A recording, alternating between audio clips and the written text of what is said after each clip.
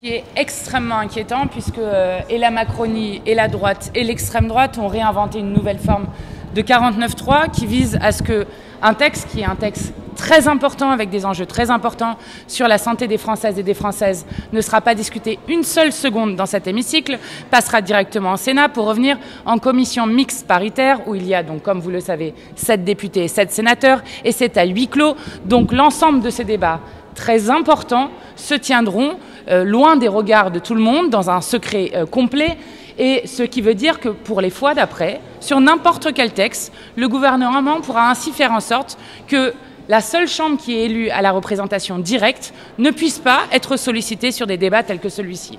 Nous sommes fiers comme groupe parlementaire à la fin de l'explication de vote de Mathilde Ligné, où pour une fois nous avons donc voté contre un texte sur lequel nous sommes contre. Vous comprenez que ça devient complètement absurde.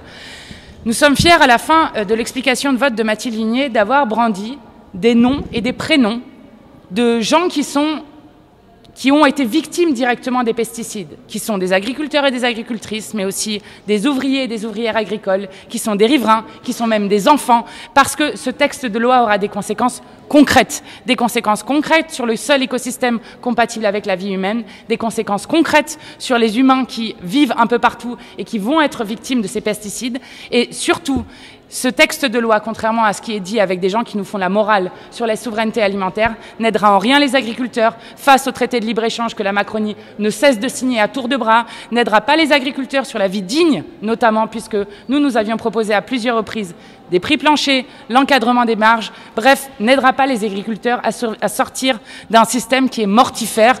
Et donc, je crois que ce que nous venons de voir est tellement grave que nous déposerons une motion de censure que nous proposerons à d'autres groupes, et notamment au groupe écologiste. Le plus vite possible. Là, les écologistes auront une discussion demain, donc suite à cette discussion et à notre propre réunion de groupe, nous aurons le dépôt de cette motion qui interviendra probablement, vu les dates, qui interviendra probablement la semaine prochaine et qui nous permettra d'avoir enfin une discussion notamment sur cette loi. Je ne peux pas regretter quelque chose qui n'est pas encore arrivé. Je vous l'ai dit, on vient de proposer aux écologistes, donc je ne peux pas regretter que dans la discussion qui viendra demain, peut-être que si je ne sais quoi, ils ne censureront pas ce gouvernement. Écoutez, quand vous avez des dénis de démocratie aussi forts, ce n'est pas possible de laisser l'Assemblée nationale se faire ainsi piétiner et la démocratie se faire ainsi piétiner. Vous savez, on peut rappeler des choses qui sont intéressantes. Nous avons une niche parlementaire.